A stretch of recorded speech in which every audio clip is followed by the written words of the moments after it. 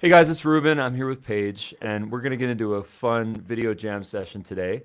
And one of the things that we're going to talk about with Paige, who is an absolute expert in automation and funnels, she kind of knows the MarTech ecosystem like very few people that I know. So very impressed with your skill set, Paige, and I'd love to kind of get your feedback and get into a couple of things, and then also learn some things that I think you're really an expert at, specific to kind of coaching. We're talking about self-confidence. We're talking about paths to profiting. We're talking about authenticity, and then I think most importantly right now is the art of the pivot, to use I think Guy Kawasaki's term. So I'd love to get into some of those things with you. I'd love to first start with your take on kind of where we're at and how we can adapt to our new world.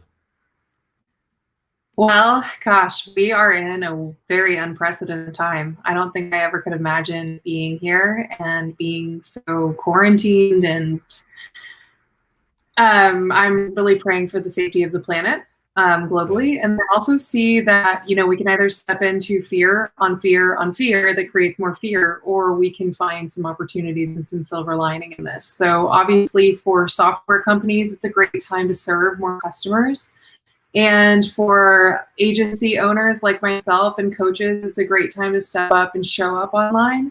And so, yeah, I feel like we're in a very strange time, but I try and gravitate always towards what's the opportunity here to serve. Yeah, I mean, I almost see this new subset called the pivot agency, you know, Yeah, and this is the agency that's going to help you to figure out how to adapt to that new world that we're talking about. So, speaking of pivoting, Dubb did not pivot during this process, but we did package ourselves and we did kind of connect a couple of dots, and we sort of realized that what the world really needs right now is remote tools, platforms, digital tech to be able to communicate, collaborate, do all the things that we normally have done. But now, of course, in the virtual space, since a lot of us are at home. So, this, I'll just kind of quickly share my screen here. And this is just a quick sort of take on Dubb for remote work. We call it Dubb Remote. And this, as many people might know now already, that we launched this on Product Hunt, and it was a lot of fun. It was a whole thing, and there was a video that I was recording where Donnie, my son, came into the frame, and then I just made a thing out of it because this so is cute. this yeah, this is the new world that we live in. We can't hide stuff like this anymore. When our kids jump up on frame, they're in the story now. We're not like that dude that was on the news, that video that went viral where he's like so embarrassed and he's like swatting his kids away and his wife comes running in the door. Those days are over. This is the new world where if your kids or your pets or your cats or your dogs or your bird or your lizard or your snake shows up on the frame, guess what? They're part of the story, and make them part of the Right. story and have fun with them because we're all Yeah. dealing with it.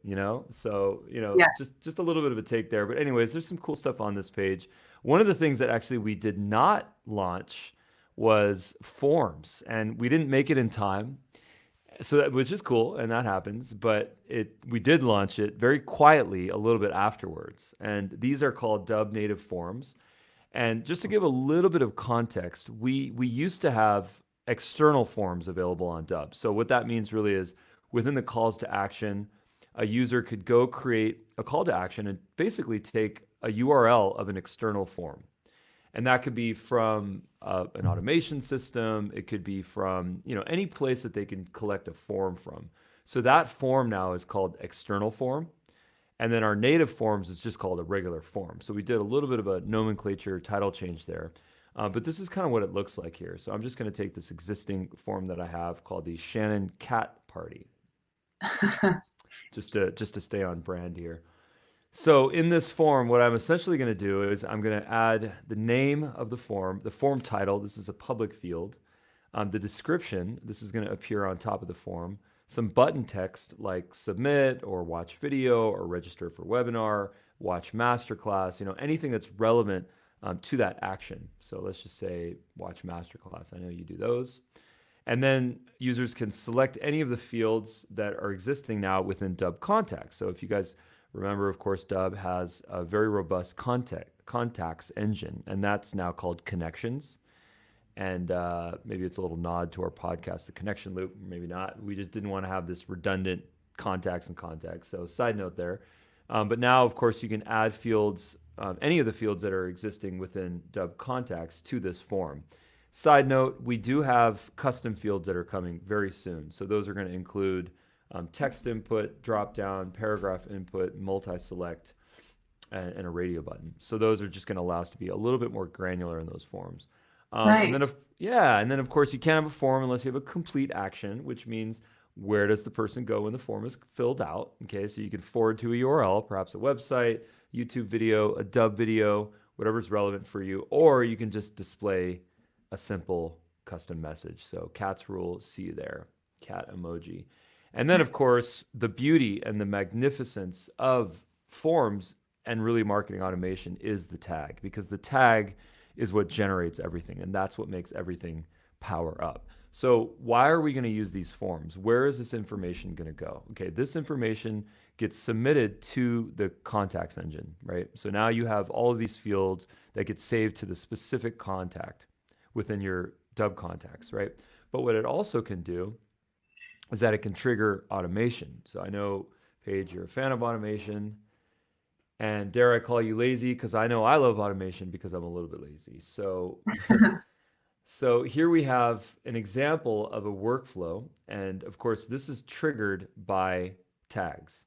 So just to give a little bit of context here, if you drive someone to fill out a Dubb native form, and that exists, of course, on a video page, which I'll just show in a moment, that can trigger an automated workflow so that a sequence can get triggered. And a sequence, of course, means an email drip sequence. It can have intelligent tags or different smart ways for us to both organize information and then also distribute information out to people. So plainly put, I'll show very quickly what that looks like. But firstly, before I do that, Paige, I'd love to get some kind of questions from you or comments or anything that you have. I know that you've probably made 100 forms in your life per month for the last 10 years, but I'd love to get your take on this before I jump into the actual demo.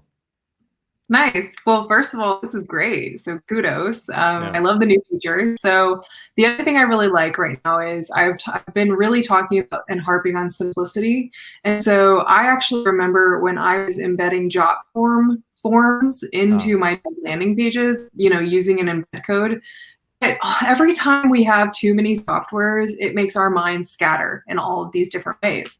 So way to go. I think it's awesome that we don't have to go have additional software we're paying for just for the forms.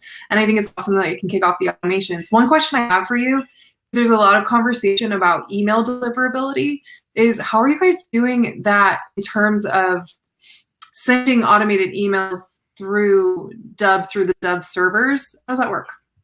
Yeah, okay, so there's a couple of things, and this is sort of an iteration and kind of a learning in progress. So one of the things that we realized to have a one-on-one chat system is that we have to have, each person has to have an account. You can't chat with a person in a private situation unless each person has an account. This is not like a comments engine on WordPress where you leave a comment and you can enter any name and then poof, you're gone. And that's kind of a asynchronous comment that just gets landed somewhere, and then it's not like a continued dialogue. So we realized that we needed to have each person get an account. So when a person goes, and I'm going to actually demo this in just a minute here. When a person goes and wants to send a chat, like a private chat to, let's just say you, they have to initiate a basic Dubb account. Okay, a basic Dubb account simply means that they have to enter their email address. And then from there, we have a switch which we added, which allows them to select if they want to get a follow-up email to continue and complete their Dubb account. They can opt out of that.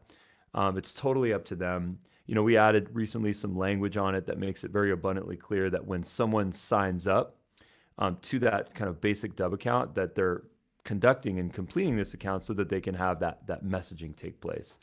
It's completely opt-in or opt-out for them. If they don't want to do it, they simply deselect it or don't fill out the form, and they can communicate with you in a different way.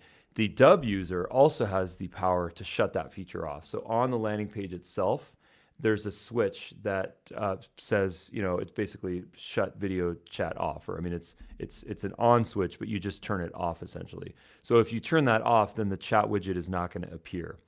So one of the things that we we're thinking about and working on is how do we continue the conversation after that, after one or two of those people have left that page. The last thing that we want to have is a conversation that's incomplete. We want to have a conversation that gets carried on so that people can continue the dialogue. And that's really the essence of conversational marketing. We see that in comments and we see that in messaging, that ongoing conversation after they've consumed the content. Now it's about the conversation. So one of the things that we have been trying to figure out and really optimizing is how do we, in a way that does not disrupt or not provide friction, how do we do it in such a way that we don't feel like our Dubb users are being encroached upon, and we're trying to market to these users, but at the same time, we do facilitate the process of them creating that account and then chatting. So what we kind of landed on is this one opt-in reminder email where if they want to get the completion link, they can get that. And I'm talking about the end user here. But once again, if they don't want to get it, they can simply opt out. After that, there's no additional marketing happening. We don't sell to them. That's not what we're interested in doing. The purpose of this is, once again, just to drive conversations.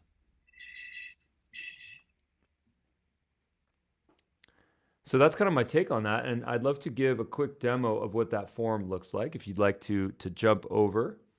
Yeah, let's check it out.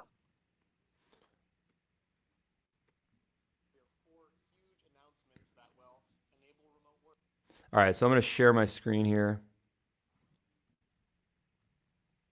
All right, so here we have a video this is actually embedded from YouTube. So I think by now most people know that we have the YouTube integration. Yes. Of course, we have Shannon's cat. In fact, he has 4 cats. He is fostering 4 little kitties. Wow. So shout out to Shannon for doing that at this time. And then here we have our lovely form.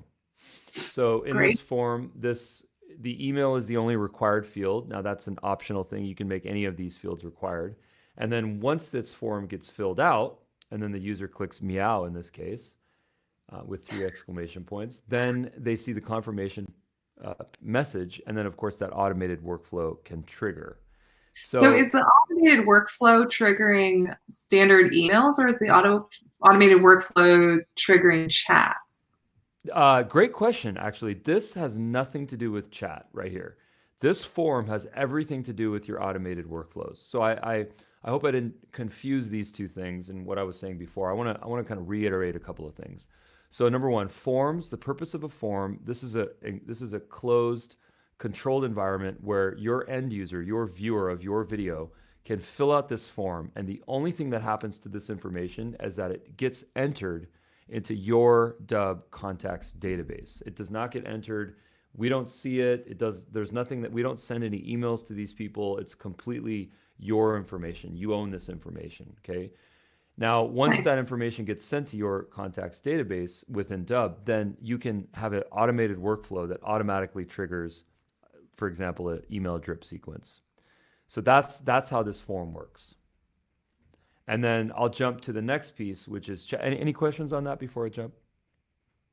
No, that's great. Are the emails coming from Dubb, or are they coming from me? So this would be your end users. So you are promoting this URL, this Dubb video. You're sending this via Gmail or LinkedIn, or you're doing a broadcast email, and then you're asking people, end users, viewers of your Dubb video, to fill out this form if they want to attend something, watch a masterclass, get an ebook, whatever it is that you want to trigger. And then that information goes then into your Dubb contacts database, which can then trigger an automated workflow. Got it. And when they get an email from you, do they get an email from Paige, or do they get an email from Dubb? That's completely on you. That is what you create. That is your automated workflow. So whatever you decide to create within this workflow, you own that. That's your contact. We never send any. There's no reason for us to send any information here because it's a form that you generated and you own that data. You own that contact. Very cool. Yeah. And then just to clarify the video chat option here. So here's what that looks like. So right now I can just give kind of a visual demo here. If I look at this on a incognito window, what that's going to do is that's going to emulate the experience of an end user that's watching a video like this. And then in this video here, of course, we have, if I scroll down, we have the video chat.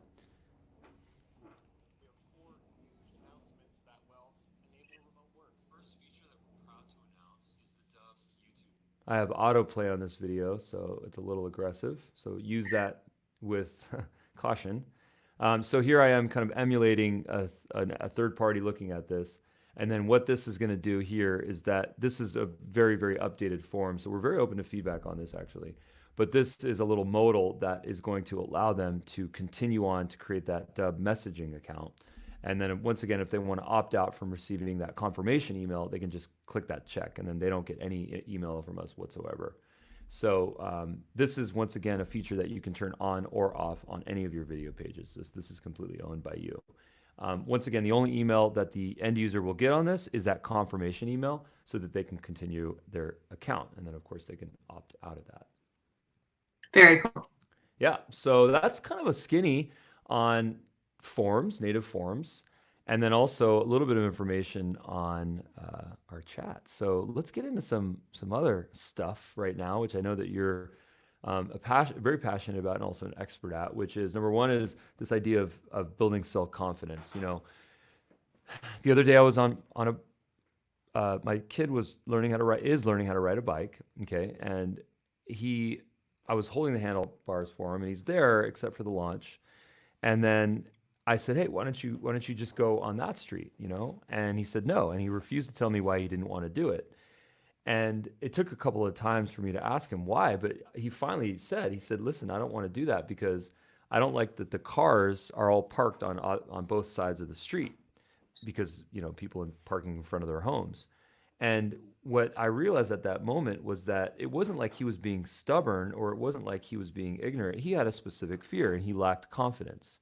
You know, so one of the things that I'm trying to do is to get him to understand when he feels a lack of confidence or when he feels fear, because that's something that I have constantly tried to do in my life, to understand when I feel an insecurity or feel a lack of confidence, feel fear, and then kind of address that. So I'd love to get your take on this. Yeah, absolutely. And I really feel like there's a fine line between understanding if your fear is coming from a place of intuition, your actual inner being like, don't go there, don't go to that spot, or if it's actually fear that's just preventing you and keeping you small and it's based on your fear of failure. And so an example for me in my life when I talk to entrepreneurs and I'm talking to them about, hey, what do you really want? And when someone says, this is what I really want, this is my purpose, and then they tell me their fears, I know that that's all ego and that it's not their intuition and that all it's doing is keeping them small. So specifically there, when people tell me that, you know, I want X, Y, Z, but I don't know if I can have it, or I'm too afraid to have it, or what if, or I've spent my whole life not being able to have that thing. And that's the kind of fear that I want to help people overcome. So when it comes to confidence, to build the confidence, it's so backwards from what people think. Most people think that they need to like sit and ruminate on it. And while I do believe wholeheartedly in journaling, and I do believe in like, you know, meditating and coming from within and being like, okay, this is what I want to do, I really don't think we actually get confidence until we take action, until we're willing to, like your son is doing, actually pedal the bike, right? And so when he decides to go down that street, if he's like, okay, I'm ready, I want it, I want to take that next leap, he'll build the confidence by pedaling down it, not by staring at it. Do you know what I mean? Yeah. Mm-hmm. Yeah. My friend, Tony Blauer, he talks about this idea of knowing fear, not no fear, but know fear, K-N-O-W fear. Mm-hmm. And this idea that it's okay to feel fear. And this idea of machismo and alpha and ego and seventh chakra of like, I never feel fear and I never ask for instructions and I never ask for directions and no one can ever scare me. That's silly. And I like how you said it. It keeps you small. It keeps you small. Yeah. So yeah. So what are you noticing that people are dealing with in terms of fear and self-confidence right now in this time? And how can they sort of overcome that? Well, I talked to a lot of entrepreneurs about visibility. So when I talk to them about, hey, what do you want? And they'll tell me, for instance, I I want to sell a personal development coaching program. And I'll say, that sounds amazing. Sounds wonderful. You know, where'd that come from? How did that come within you? And then they'll give me the whole story and they'll be lit up and be excited about it.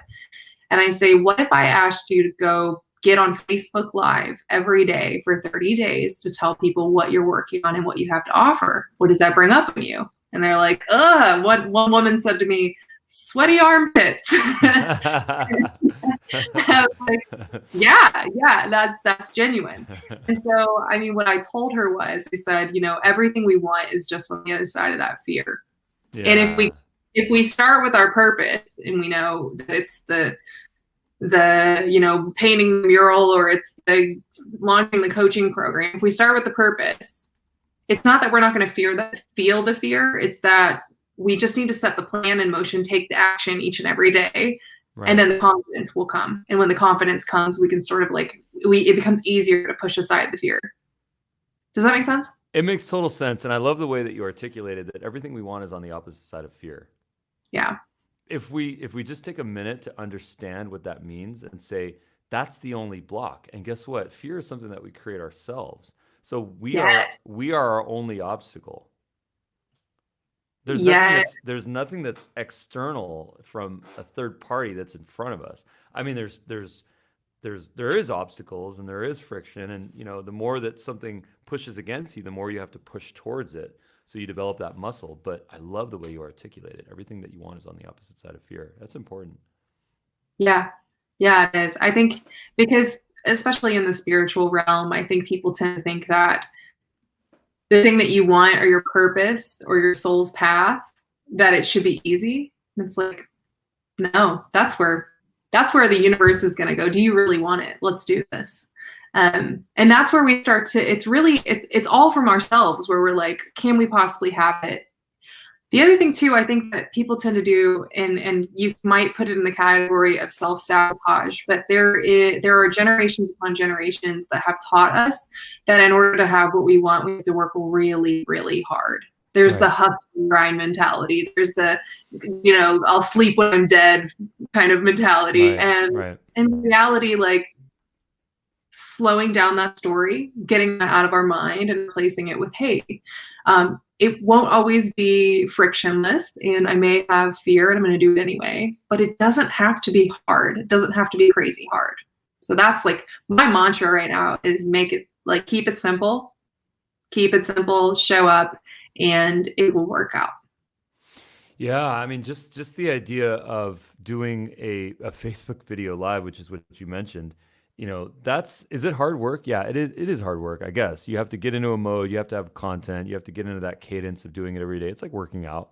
But guess what's a lot harder than going live on Facebook is having 20 calls a day, 20 video calls a day with someone a day for a month. And what's cool about Facebook and doing any type of streaming or video or content like that is that you're doing one and you're having some sort of a content social multiplier on that based on your viewability. And the more time you put into it, the more visibility you get. So that's the true definition of not working hard. That's the true definition of maximizing your productivity, maximizing your output, and minimizing your input. That's what we all should be doing. You know, there are some people that could be in a jacuzzi for a year, you know, and besides the fact that they'll get really, really pruny fingers and skin, they can still make a ton of money, you know? And, you know, speaking of which, one of the things that I wanted to ask you, I don't know if you heard about this, but I read something about this guy, Grant Cardone. Mm-hmm. And I don't know if you know him, but he just let go 8. Yeah. So he just 0.8x'd his work staff. Yeah, so it's like a headline, and it's not a headline, but I saw it, and I forget where I saw it. I saw it on some post, and he just basically let go 80% of his work staff. And wow. I was really trying to understand why that happened. You know, what caused that? What was the issue for that? Was it because he's pivoting? I mean, he's a public speaker, and public speaking is dead. You know, he's got courses, and those courses and video content, masterclasses, a lot of that stuff you can do from home. So, but, you know, I was just trying to understand, was it fear that he was feeling, or was it some of the things that you and I have been talking about? Because, you know, fortunes are made in recessions. I've said that like 100 times in the last 3 days. Mm. So it's like I'm sick of myself saying that, but it's the truth.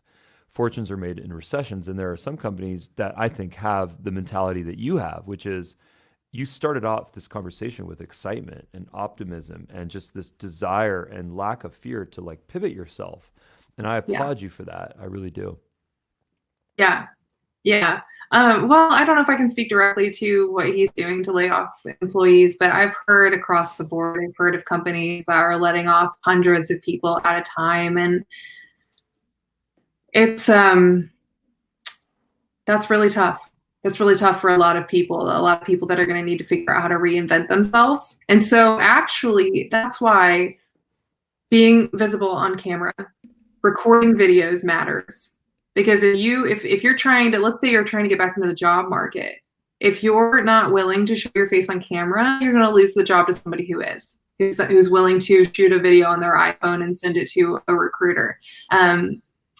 So I can't speak specifically to that, but I will speak to the pivot, because I think that we kind of talked a little bit about are we tuned into the news, or are we like news deprived right now? Are we in the fear, or are we like totally shutting that out? And I kind of told you I'm like doing a little bit, just enough to be like kind of educated, but not being stuck in the fear of the media. And what I will say is that if we can just get a little bit of information that sparked something that shows where the opportunity is, there is opportunity out of this. So actually, my agency and our education company, we were focused across all industries. And we've pivoted as a result of coronavirus because of the, I think it's 21,000 was the last number I saw of schools that have been canceled. And it was like 15 million US students. 22 countries had been reported by the United Nations as shutting down schools. So I realized that there was a huge need in the marketplace for educators and course creators and coaches. So we've done I don't want to call it a pivot to our services, but we've like jumped up. It's like this has sparked the fire where we could go and want to like go in an underground bunker and like quarantine and not show our face. This has actually sparked a lot of momentum for us, and a lot of desire to really want to help people, because we've got professors countrywide that are experts. We've got people that have been struggling with the tech that could use our help setting up their technology platforms. And all of this really is just a testament to companies like yours, Ruben, that allow people to get their message out there super fast and really easy and effectively. So yeah, so we're seeing that pivot. We're not laying anybody off, but we're definitely feeling we're feeling the urgency in wanting to help people that are tapping into their true purpose now. Even people that are making pivots that are like, show me how to take my offline stuff and put it online. We're there for it. We're ready for it. That's awesome. That makes total sense. I think that's a really great alignment. You know, the essence of a pivot is if you have, you know, two feet on the ground, the pivot is just moving 1 foot. You know, Yeah. I think what you've done really well is that you've provided information, you've provided consultation, you've provided expertise on, you know, taking content, creating technology, developing systems to distribute it and then attract people, lead generation, conversions, sales, you know, all of these things I think what you're an expert at.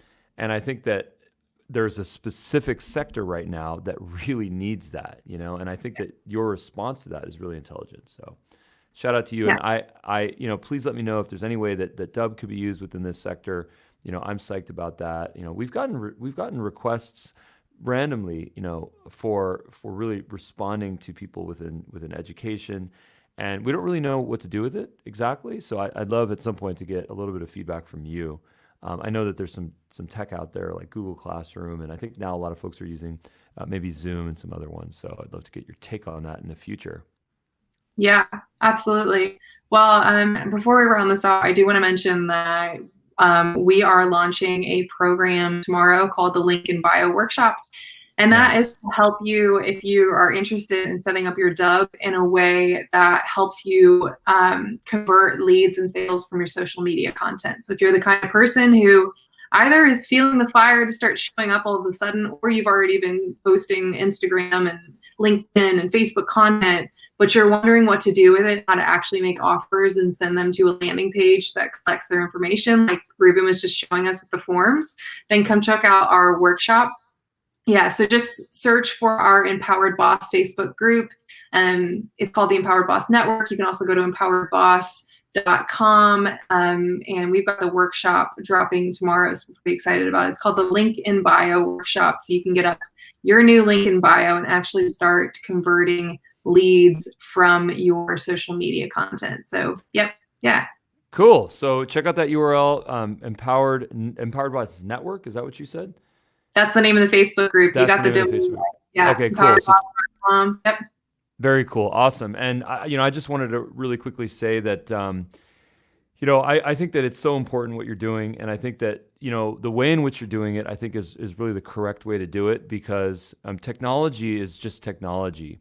And without real coaching and real information and guidance on how to take technology and then tap into ourselves and our compassion, our value, and our storytelling, without that connection, it doesn't really happen. Nothing is valuable in that context. So it's really those two things that I think are critical. And Dubb, as an ecosystem, as a technology, is constantly looking for ways to connect ourselves and to align ourselves with people like you. So thank you so much for supporting the Dubb community, giving us feedback on the Dubb technology and product as a whole, and then just overall just being an evangelist for the whole movement that we're in. So thank you, Paige. Really appreciate you. Thank you for having me. Yeah. So if folks want to grab and join up on the Dubb affiliate network, that's the thing that we always recommend. Paige, highly encourage you to check that out. If you have any information or specific questions, comments, let me know about that. We'd love to empower you on that. So thanks again, Paige. Appreciate the time.